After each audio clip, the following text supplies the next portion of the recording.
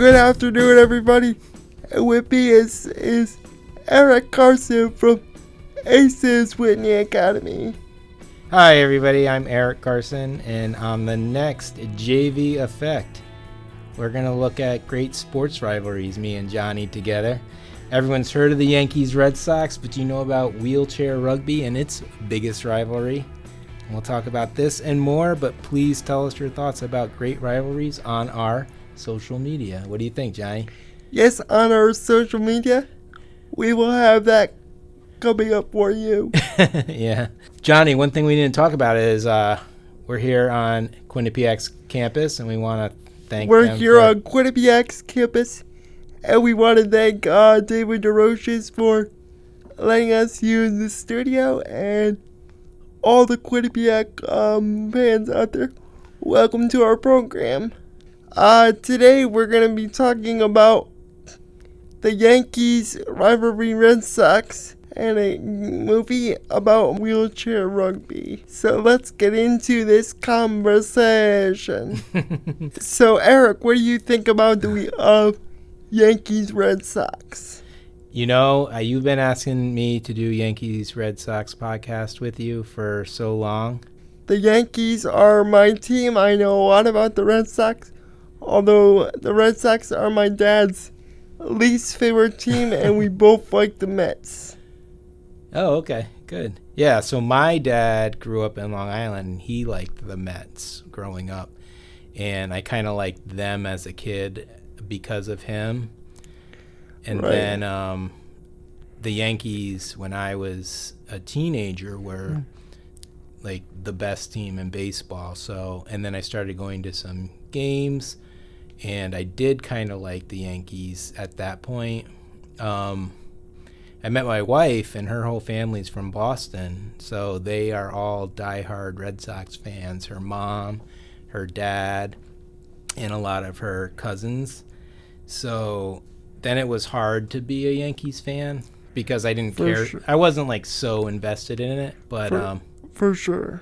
Through her, I got to go to Fenway Park a couple times, and it's really eye-opening, and I think that I can see the good in both of the fan bases and what each fan base really likes about their team.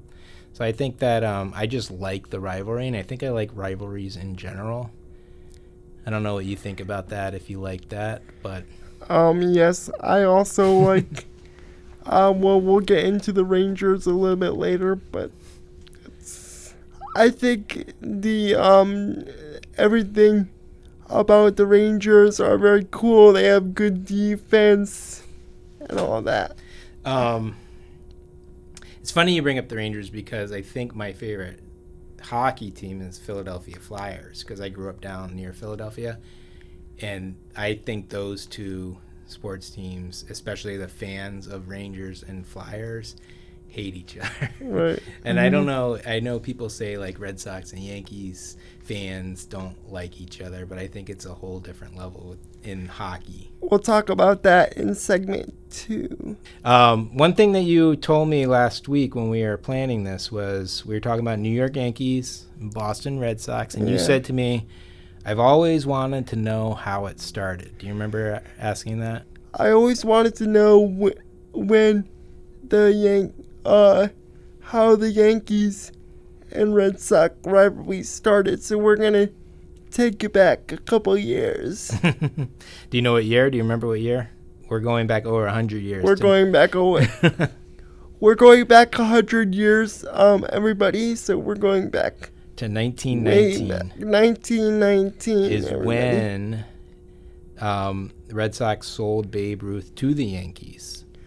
And when Babe Ruth sold the when Babe Ruth got on the Yankees. Yeah. So we're going way back. Way back. So I think that, do you know when the Red Sox won their first World Series since that happened? After Babe Ruth went to the Yankees, the Red Sox did not win any more games. Any more World Series. Yeah. Any more World Series. Is that the plural of series? They won in 2004. So you were like a 1-year-old, 1.5 years They old. won in 2004. So, ladies and gentlemen, they won in 2004. Did you know that was called the Curse of the Bambino? That was, Eric said, my partner. That was the curse of the Bambino. the Bambino. Did you ever hear that before? No. And that was, I guess that was a nickname for Babe Ruth, Bambino, like Babe, but in Italian, I suppose. Right. Bambino. And that was his curse, that the Red Sox couldn't win, but it was broken, 2004. So let's talk a little bit about the breakdown of where fans of the teams live, because we are in the great state of Connecticut. And it's kind of half and half, right? Right, it's kind of like half and half. If you're a fan of the Yankees, it's kind of like half and half. So each portion has a half of the fans. And there was some research, and they found that pretty much everybody in New York State, even upstate, like the Yankees, and everybody to the east, so Vermont and Massachusetts, right, like the Red Sox. And there wasn't like overlap over that line, but in Connecticut there's a lot of overlap. Yes, in Connecticut there's a lot of overlap for different teams. And you live in the part of the state that would be like the Yankees part of the state, right? Yes, I live in Milford. So that's part of the Yankees state. Yeah, definitely. Up there, and then there. They say like anything like along like the 91 corridor to the east of it, that would be like the Red Sox. Right. But I guess technically that means that I live in the Yankees side of the state. Right. Mm-hmm. This research says that Guilford and Middletown, which are kind of in the middle of the state, but one's in the middle and one's on the shore, are exactly divided, with about 50% supporting each. Wow, I did not know that. Yeah, that's a good fact, right? We have a guest. Tim Howes will join us. So let's throw it over to Tim Howes.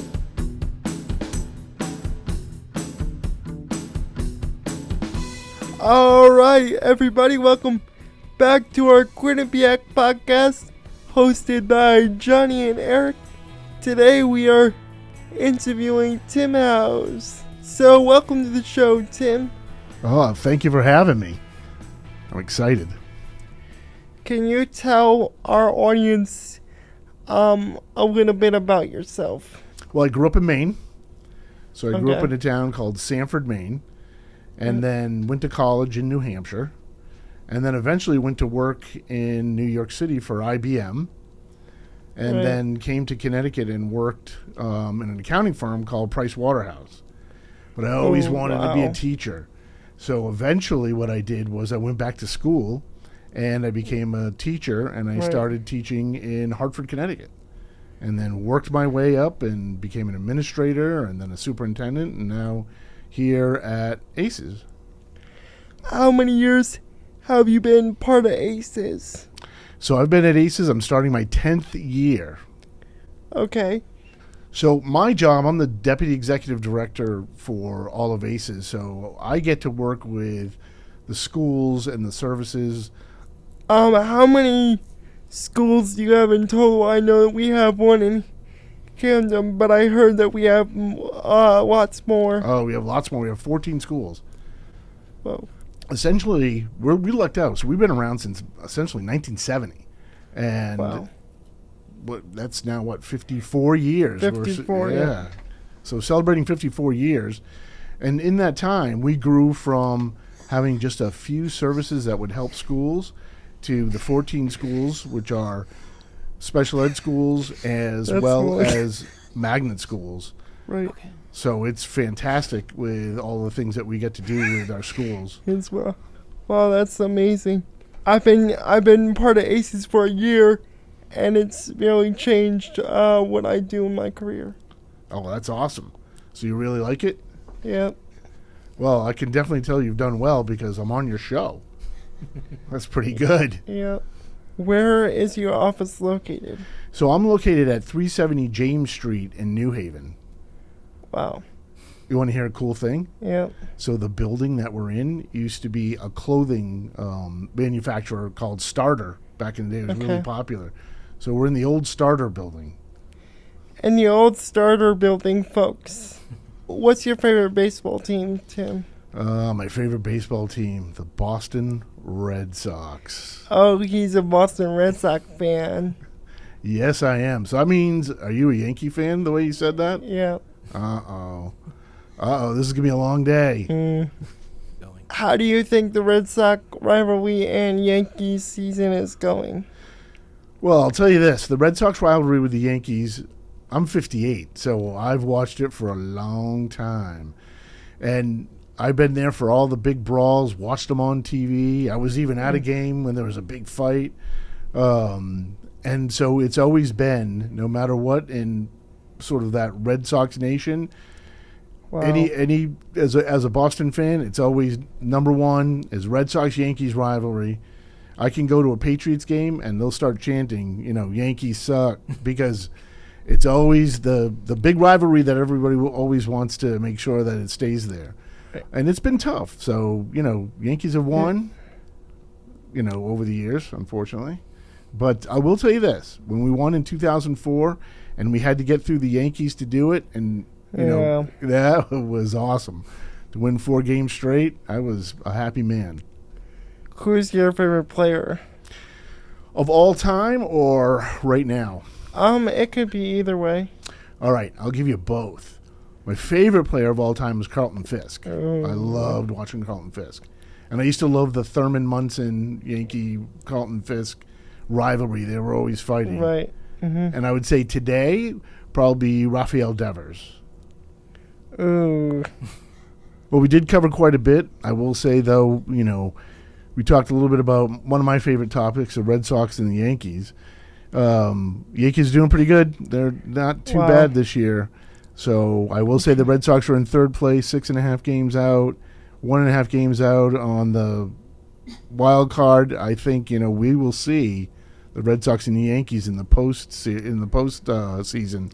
That concludes our conversation with Tim House. Tim, thank you for taking the time to come on. Absolutely. Thanks for having me. This was awesome.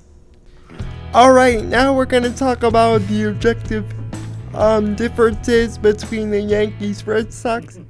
The all-time record for regular season games. Do you know which team has more wins? I would guess the Yankees, because that's my team. You would be correct. And everybody, the Yankees have the best record in baseball. Eric did some research over the weekend. Not necessarily I'm not sure that's the best record in baseball, but I do know that the Yankees have won, as of this publishing, 1,238 games. Wow. And the Red Sox have won 1,022. So do you have any favorite players? I like Aaron Judge and his OPS. What's your favorite baseball team? Well, just like teams, I don't have a favorite player. But I did like when he was playing David Ortiz, who was Big Papi from the Red Sox. Wow, David Ortiz. Wow, he's a Big Papi fan. Yeah, I just like him. Plus, he's like, I like the show Saturday Night Live, and they do like a funny like little parody of him on there, and I think that makes him more likable. So, what do you think? You like the Yankees Red Sox rivalry? Yeah, I think that's a very good rivalry because they have like 2 different teams. And it's just great for fans to see that because the Yankees are a very good team and they're in New York, and then the Red Sox are a Boston team. For any Boston fans out there for Quinnipiac, then you guys can check that out. Yeah, Quinnipiac or beyond, actually. So Quinnipiac or beyond. That's right, Eric. Well, I think that's it for our Yankees Red Sox rivalry talk. But that's it for our Yankees rivalry Red Sox talk.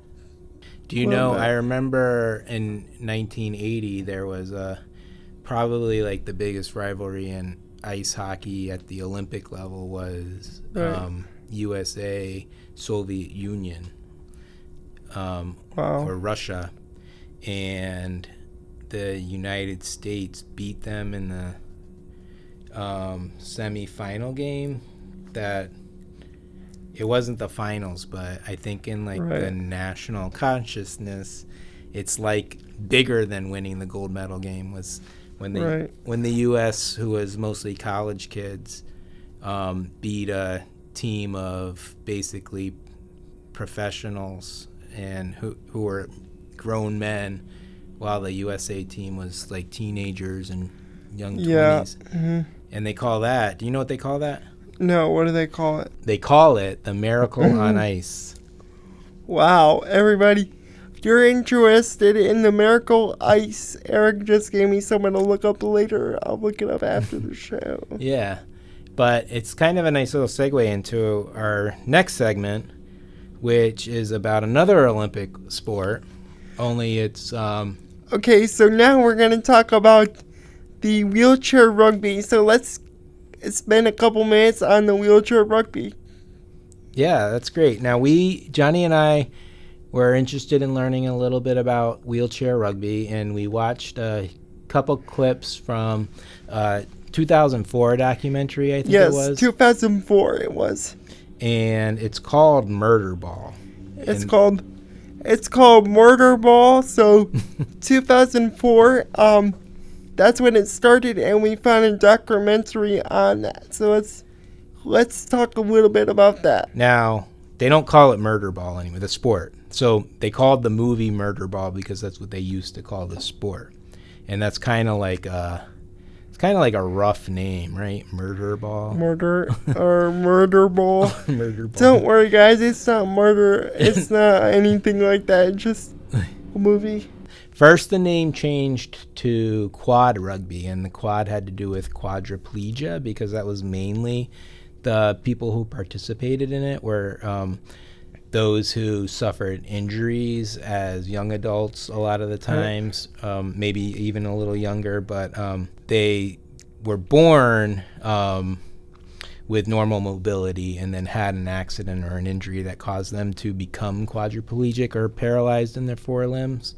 But it's expanded to other disabilities as well, and the name changed again with that change, and now it's called wheelchair rugby, like you mentioned before. But you can have, in addition to an injury... And if you guys want to, our audience should look up wheelchair rugby on YouTube.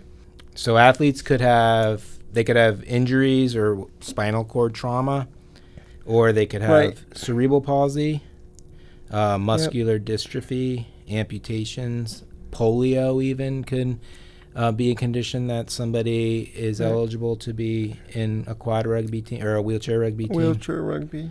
And I think it's full or partial paralysis in your limbs, so your arms or your legs.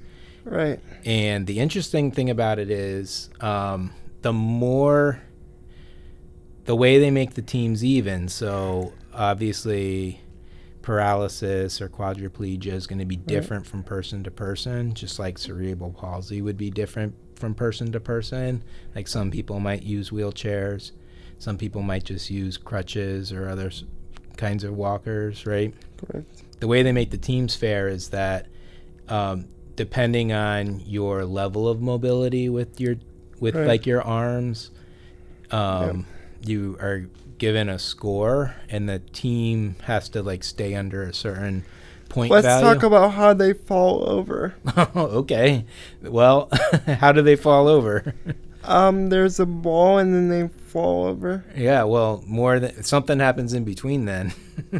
There's usually an opponent coming at you full speed and just runs into your wheelchair and then knock you over. It's pretty reckless, but I think you guys should check it out. Yeah, absolutely. Mm-hmm. One of the interesting things about like how I guess I'd say violent it is that in the movie, I think somebody made a comment like, well, aren't you worried about getting injured? And the Right. person said something like, well, I already have a spinal cord injury. Yeah. I can't get any more injured down below. This might be a good time to talk about, we do have an interview coming up between Johnny and two-time Paralympic silver medalist Lee Fredette coming up soon. I know. Wow, Lee Fredette. I didn't know that you got these guys. Oh yeah. So he has already been to the Paralympics twice, and he got silver medal in both. So let's go over to your interview with Lee right now. All right, so we're gonna take it over to Lee Fredette for us, and he's gonna have a little conversation. So let's take it over to Johnny and Lee Fredette. This is our interview with Lee from the Paralympics. So Lee, what do you think about your Paralympic opportunity? I'm psyched, man. I can't wait. I think our team is in a really good spot. It's some of the most competitive that it's ever been right now. But I feel like we're ready. So we're leaving here August 20th. We'll be there for about a week for like a little mini training camp, leading up to it. And then our first game, I believe, is the 29th.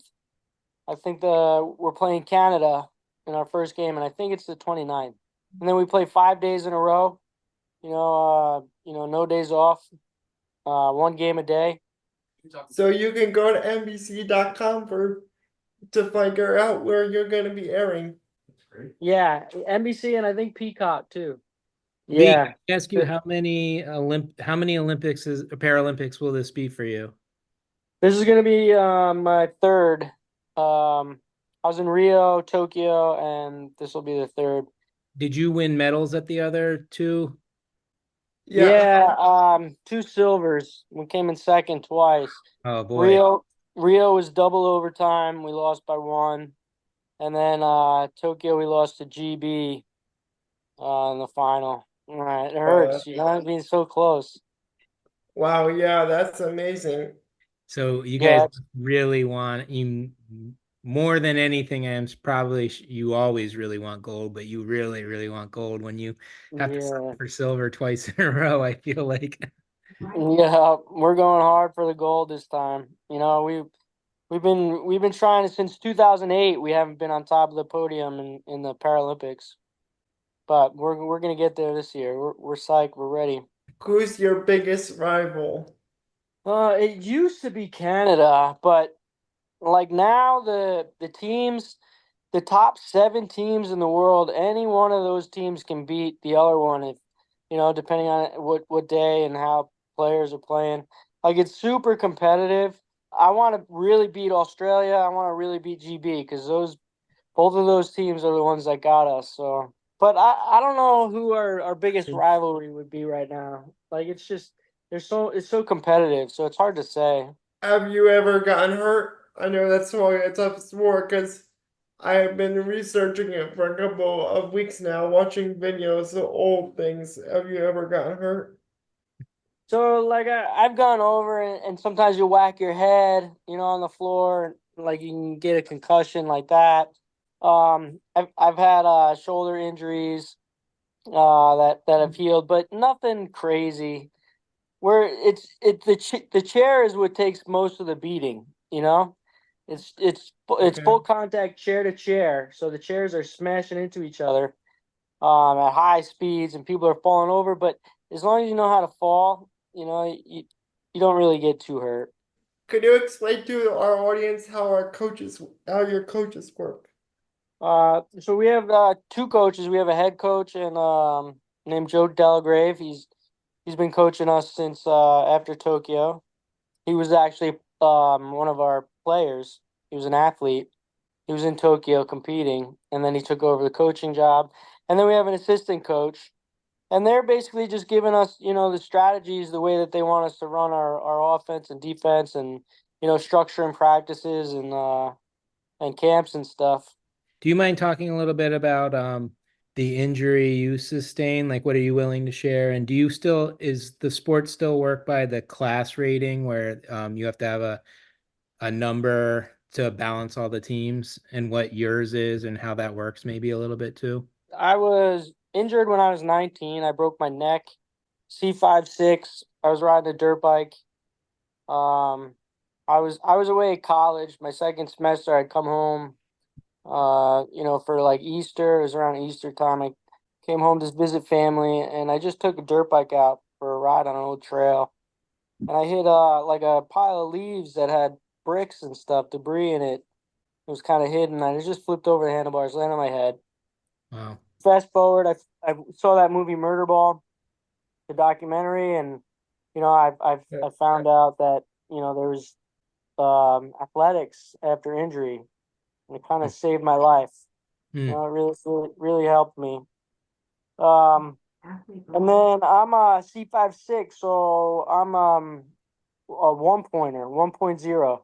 On the classifications range, it goes from 0.5, which is the least amount of function, and then from 0.5 increments, it goes up to 3.5. So 3.5 is the most function. They're people with trunk and they have full arms. They're usually missing some fingers on their hands and amputated legs and stuff. So out of the 4 players on the court, you can only have 8 points. So it's like strategic. You have to put, you can put 4 2s out there, or 2 3s and 2 1s for like a high low. Right. So there's strategy between the lines that you want to run because a lot of matchups are important. So if you get the right guys, you can force turnovers and stuff that you want to get. Were you an athlete before? Yeah, I grew up playing a ton of sports my whole life. I was big. I liked hockey. I played soccer my whole life. Football, lacrosse. I was big into like wakeboarding and surfing and snowboarding. Yeah, just really active. I just like to be out doing things. So when I broke my neck, I sort of lost my identity. I didn't know who I was anymore. And then the adaptive athletics kind of helped me get through it. Would you like to explain a little bit about where you live? Sure, yeah. Right now I live in Arizona with 2 of my teammates, actually. We play club ball together, and these guys just recently made the USA team.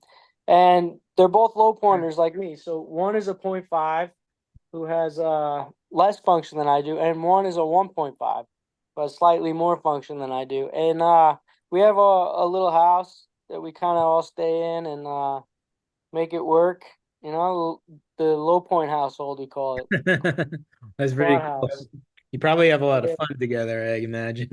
Yeah, for sure. Yeah. And it's nice because, they can kind of relate and they know what you're going through and sometimes and it's guys that you can talk to. It's like a whole nother family. But most of my family's in New York. So Okay. that's kind of makes it hard because I'm traveling so much. So and I love my family. I'm real close with them. So being away from them is hard sometimes. Are they going to be able to come over and see you in Paris? Yeah, a whole bunch of them are coming. Yeah, both my brothers and my mom and dad and grandma and my brother's kids and stuff. Yeah, it's gonna be real cool. I'm excited. That's awesome. So we got to ask you about the New York thing. Do you like Yankees or Red Sox? Because that Yeah, will include this, but that's one of our most topics. I And don't like so, Yankees or Red Sox. I Uh-oh. I hate them both. I'm actually Mets all day. All right. There you go. Oh. He's a Mets fan. All right. The Now, Yankees are the only New York team I don't like. is that right? Like I like the Islanders, oh but I boy. also like the Rangers.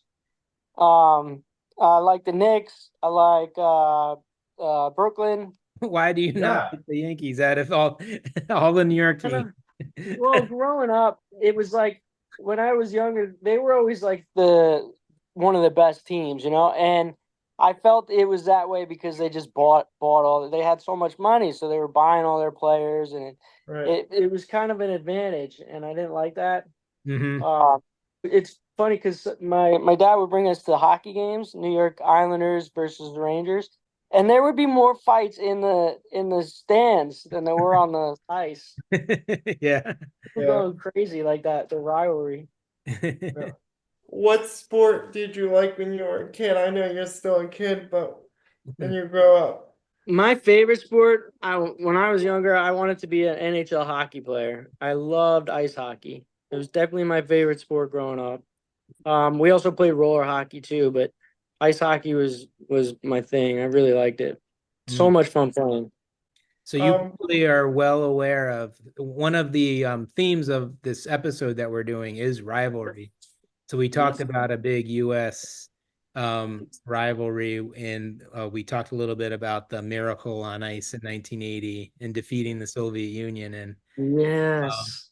So would you say to you this year, if USA defeated Great Britain or Australia, that would be like your miracle on the hardwood? Yes. Yeah, for sure. If we got gold, I'd consider that our miracle on the court. On the court, yeah, the miracle on the court. That'd be awesome. We're Yeah. definitely rooting for you, and we're gonna, make sure we can find how to watch it, if it's online or if it's Peacock streaming it, and it'd be wonderful. I mean, a dream come true for us, I think, would be to like have it on NBC proper, during the day, probably because you're going into September, right? Like the finals will probably not be until September. I mean, we might be in school, and you guys hopefully are going to be there in that gold medal game. Maybe we'll be able to watch it. All right. Thank you, Lee, for taking the time tonight. I know it's crazy, and we'll send it back over to the studio. Hey, thank you so much. It was my pleasure. Pleasure meeting you guys. Thanks so much, Lee. Good luck. Good luck. Thank you. We're back in the studio here at Quinnipiac, and now we're going to do our next segment. You want to talk about some history? Yes, let's talk about some history. All right. Well, in 1994, that's when the game was officially recognized as a Paralympic sport and was finally given full medal status in 2000 at the Sydney, Australia Games. And for anybody who doesn't know, the Paralympics happens immediately after the Olympics. The Paralympics happen immediately after the Paralympics. So, you guys can check that out. Yeah, so it's in Paris this year, but in 2000 it was in Sydney, Australia, and that was the first time it was a medal sport. All right, so we're going to talk about the rivalry and the rankings of wheelchair rugby, everybody. So, do you remember from Murderball the rivalry that existed in that movie? It was Canada against the United States. Exactly. Nice job, yeah. And the interesting story about this rivalry is, at least in that time in the early 2000s, was that the best wheelchair rugby player in the United States was getting old. His name was Joe, and he was very old and getting really, he was almost like getting beat up, right, Eric? Yeah, I think he just kind of lost a step, because athletes, even wheelchair athletes, once they start getting older and the younger guys start coming up who are a little stronger and quicker, he basically lost his spot on the team, right? So he basically lost a spot on the team. Oh, he went and coached the Canadian team. That's right, yeah. And then the Canadians beat the Americans that year in the world championships for wheelchair rugby, and then they beat them and made the Americans only be able to go for the bronze medal in the Olympics that year. He was one of the antagonists of that documentary, where he was almost made out to look like the bad guy a little bit. The Americans were definitely made out to look like the good guys, right? Kind of going back to the USA Soviet Union kind of going back to the USA thing. Yeah, in hockey. But anyway, the current rankings right now, as of 2024, here is the recent rankings. Number one's USA. Number one is USA. And 2 is Australia. 3 is Japan. 4 is Great Britain. And down at number 5 is... And down at number 5 is... Who do you think? United States. No, we're number 1. Canada is down at number 5. Oh, Canada is down at number 5, ladies and gentlemen. Canada will be down at number 5. So I got some more quiz questions for you, Johnny. Okay. We should call us Quizzin' Johnny. And they're kind of like, there's not an answer to them. They're just like things to wonder about, right? So why are rivalries so interesting? Does any good come from them? I think because the fans could be interested in helping everybody watch it on TV, and they also can watch them on TV or look them up. That's what I gotta say about that. Yeah, that makes sense. I think rivalries are good because it pushes like the teams to want to be better too. Right. And I think they can exist between Correct. like not just sports teams, but like there's lots of different kinds of rivalries. Yeah. But do you think it makes sports better? Like, is it better to have these rivalries? I think it will make sports better. It's sort of like a competition. That's what I think about it. Yeah, absolutely. Mm-hmm. Definitely. Do you think it makes like society as a whole better? I think good that we have rivalries? I think society as a whole better. I think it's better because the people get to learn about, and when we do these shows, people will get to know us and ask us questions. I think I'm undecided if it makes society better. I feel like it should, but I think there's like downsides to it too. There's alternate ways, but I don't think it matters. No, okay. Just good in general, right? Good in general. All right. Well, should we put this show to bed? All right, guys. We will talk to you guys next time. For the JV Effect, I'm Johnny. And I'm Eric. And we'd like to thank Quinnipiac University and David DeRoche for producing the podcast. Please visit us on social, which we will hopefully get started with you guys soon. And leave us a comment about this episode. Goodbye, everybody. Bye, everybody. Bye, everybody.